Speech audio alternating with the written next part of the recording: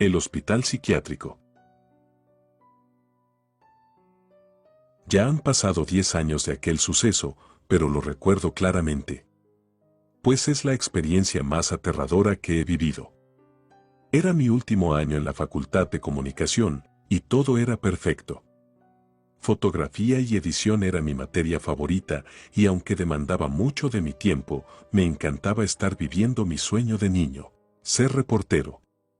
Los proyectos finales se acercaban, y uno de los que más me emocionaba era el de esa materia, pues debíamos poner en práctica todo lo que habíamos aprendido durante el semestre. Sinceramente, era muy bueno en eso, siempre tenía las mejores notas, pero esta vez no sabía sobre qué hacer mi proyecto. El proyecto era en equipos y teníamos que hacer un documental en video acerca de algún tema interesante y principalmente captar la esencia de algún lugar que debía tener mucha historia que contar. Mis amigos y yo habíamos pensado en un ex museo, iba a ser increíble retratar cada detalle, pero el encargado nos dijo a última hora que nuestra propuesta había sido desacatada, así que teníamos que encontrar otro lugar. Al llegar a mi departamento, le conté a mi novia sobre aquel inconveniente, ella se quedó pensando un rato, y después me comentó que le habían contado sobre un hospital psiquiátrico abandonado en las afueras de la ciudad, que tenía una gran historia, puesto que había sido el más popular en los 70. A ella le encantaban las historias de terror, y por eso sabía demasiado acerca de eso, aunque para ser sinceros, a mí no me gustaban mucho esos temas, era escéptico y me parecía ridículo pensar en objetos que se mueven solos o fantasmas, pero la idea no sonaba tan mal, pues podíamos hacer un reportaje sobre lo acontecido ahí, y grabar todo el lugar por la noche. Seríamos la sensación, pues dudaba que alguien más hiciera algo así. Hice la propuesta a mis amigos y ellos aceptaron, pero de nuevo debíamos pedir permiso. Mi novia me pidió ir con nosotros, ya que le emocionaba mucho conocer el lugar. Acepté con gusto, e incluso le dije que podía estar en la grabación con nosotros, si es que aceptaban darnos permiso, y así vivir la experiencia junto conmigo. Decidimos ir al día siguiente saliendo de la universidad. Íbamos mis 3 amigos, Pedro, Juan y Jorge, mi novia Raquel y yo. Nos llevó algo de tiempo llegar hasta ahí, y en el camino íbamos planeando qué decir para que nos dieran permiso, incluso llevamos un oficio de la escuela para que fuera más fácil. Después de una larga hora de camino, llegamos, y la verdad nos sorprendimos cuando vimos lo grande que era el lugar. Yo no creía en nada de vibras, pero si pudiera describir la vibra de ese lugar, diría que era pesada y aterradora. El hospital era enorme, la pintura que alguna vez fue blanca, estaba desgastada y ahora era amarilla. Eran 3 pisos y la puerta de entrada era gigante, estaba grafiteada, seguramente por la gente que se metía y vandalizaba por la noche. Daba un aspecto espeluznante. El guardia nos recibió con desconfianza, pero después de contarle el proyecto, se portó muy amable. Aceptó que entráramos y grabáramos, siempre y cuando no hiciéramos ningún daño a la propiedad, además nos dijo que él no se hacía responsable de cualquier acontecimiento extraño, porque en aquel lugar pasaban cosas muy raras. Nos empezó a dar un recorrido y nos contó acerca del lugar. Cuando entramos a la planta baja, pude sentir como la piel se me ponía chinita, pues había una vibra muy pesada, y aunque era de día se veía muy oscuro dentro, demasiado tétrico, incluso para mí. Las paredes estaban pintadas de blanco, pero se notaban manchas de lo que parecía ser sangre. La recepción tenía una computadora y un teléfono muy viejos, todos llenos de polvo. Así como papeles, los que parecían ser expedientes y un libro de visitas aún abierto, con la fecha del 7 de septiembre de 1966. Nos llevó a los cuartos, en ellos solo había una cama individual, y una pequeña mesita de noche al lado. La pintura de estos era diferente, estaban pintados de un verde opaco. Estaban llenas de rayones por todos lados, dibujos extraños y algunos tenían grafitis recientes.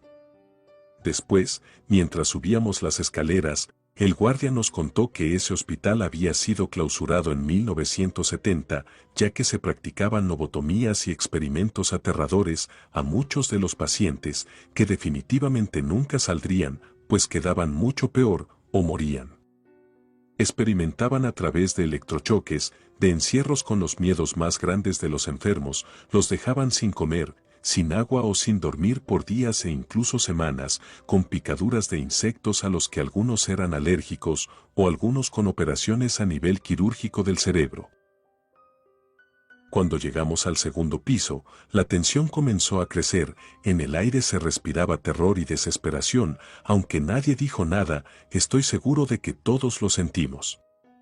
En esa planta había cuartos como los de abajo, muchísimos más de hecho, también estaban las duchas, los baños que aún estaban sucios, y alrededor de 10 consultorios con camillas metálicas, medicamentos e instrumentos quirúrgicos. En estos lugares había fotos de los médicos, así como certificados colgados en las paredes. Pudimos notar que la foto de un médico en particular se repetía en varias ocasiones. Cuando le preguntamos al guardia nos dijo que aquel hombre había sido el director del lugar y que era quien practicaba los experimentos y las operaciones. En este tipo de hospitales no hay muchas ventanas, nos explicó que podía darse el caso de suicidios. Solo existían 2 muy grandes y nos contó que todas las noches las cerraba y amanecían abiertas. Al finalizar, nos dijo que el recorrido lo podíamos hacer al día siguiente, podíamos grabar, ya que era su noche libre y nadie nos molestaría. Además nos iba a prestar unas colchonetas por si queríamos dormir, y listo, teníamos lo que podía ser el mejor reportaje de la carrera, una experiencia increíble y aterradora. De regreso todos estábamos muy emocionados, nos organizamos con lo que llevaríamos, cámaras que instalaríamos en el lugar, micrófonos, y por supuesto comida. Al siguiente día, Raquel me ayudaba a preparar lo necesario, se nos había hecho algo tarde, pues habíamos ido al cine y a comer algo, así que íbamos con prisa. Mis amigos llegaron por nosotros y nos fuimos. Íbamos muy felices, porque ese sería el pase a no hacer el servicio social, y buenas notas en nuestra materia favorita. Llegamos y el velador ya nos estaba esperando, eran las 11 de la noche, nos recibió con gusto y se puso contento cuando le dimos la comida que le habíamos comprado. Nos acompañó a instalar las cámaras, y no voy a negar que todo se veía muchísimo más aterrador de noche. Por un momento tuve el impulso de salir corriendo, pero no quise verme como un cobarde, aunque después de todo, supe que todos ahí sentían lo mismo, y me arrepiento de no habernos ido. Instalamos todo, cenamos, el guardia nos deseó buena suerte y se fue a su casa. El lugar era muy grande y había miles puertas, así que nos recordó que la única puerta de entrada y salida era la que estaba llena de grafitis. Comenzamos la grabación y el recorrido, empezamos por la parte de abajo contando lo que sabíamos del lugar. Caminábamos muy despacio y sonreíamos a la cámara, todo iba normal, hasta que llegamos al piso de arriba, y pude sentir la pesadez en el aire, pues a pesar de que teníamos las linternas, la oscuridad parecía consumir la luz cada vez más, y el aspecto de aquel lugar, lleno de camas vacías, de paredes llenas de sangre e instrumentos quirúrgicos resultaba horrible. Raquel nos dijo que la vibra era mala, puesto que en ese lugar hubo mucho sufrimiento, desesperación y locura.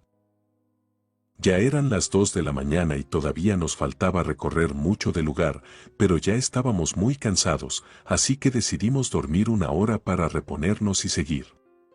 Nos acomodamos en las colchonetas y descansamos, fue difícil pues los ruidos provocados por el eco nos ponían nerviosos. Pero al cabo de un tiempo el despertador sonó. Nos levantamos y parecía que teníamos aún menos energía que antes. Nadie entendía por qué. Tomamos algo de agua y decidimos seguir. Llegamos al último piso, pasamos por las 2 ventanas y nos dimos cuenta de que estaban abiertas, aunque antes de irse, el velador las había cerrado. Esto nos causó miedo, pero no dudamos en decirlo en el video. La grabación quedó increíble, terminamos alrededor de las 6 a.m., eso marcaba el reloj, pero lo raro era que aún se veía oscuro, quizá por el edificio. Decidimos separarnos para ir por las cámaras. Los chicos ya estaban cansados, y Raquel estaba nerviosa, me dijo que ya se quería ir, que tenía miedo, pues había visto una sombra pasar cuando caminó hacia el baño. La calmé y le dije que solo era cuestión de juntar el equipo y después podríamos ir a casa a descansar. Más tranquila, me dio un abrazo y me ayudó a meter el equipo de grabación en la maleta. Después de una hora, ya estábamos casi todos abajo, solo faltaba Juan. Le gritamos en varias ocasiones, pero fue en vano, él no respondía. Lo llamamos por teléfono, pero no había señal. Decidimos ir a buscarlo, todos ya queríamos largarnos de ahí e ir a dormir, pero no lo encontramos, así que revisamos las grabaciones en la computadora de la última hora, y primero no encontramos nada, pero después de un rato en el minuto 46 pudimos ver a Juan caminando hacia una de las cámaras, hasta que algo invisible lo aventó con fuerza y lo arrastró fuera de ahí. Sorprendidos y muy asustados, pudimos notar cómo se nos ponían los pelos de punta. Raquel empezó a llorar, estaba aterrorizada, traté de calmarla, alentando a todos a buscar a Juan, pero a pesar de todos nuestros intentos no pudimos encontrarlo. Ya había pasado alrededor de hora y media, ya había amanecido, debían ser ya las 7:30 de la mañana. Nuestros teléfonos no tenían señal, tenían muy poca batería, pero finalmente decidimos salir a buscar ayuda, ya que parecía que el hospital se había tragado a mi amigo, y no sabíamos qué hacer. Después de eso, escuchamos un grito aterrador, pero no parecía ser de Juan. No lo pensamos dos veces, decidimos salir corriendo del lugar.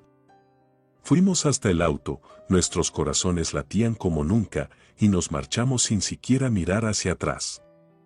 Después de ese horrible acontecimiento, algo cambió en nosotros, pues nos culpamos mucho de lo que le pudo haber pasado a Juan. Nadie nos cree lo que sucedió aquella noche, y la grabación que teníamos, extrañamente se perdió. La policía ya abrió una investigación sobre la desaparición de Juan, y los principales sospechosos somos nosotros. Relato escrito y adaptado por Liz Rayón.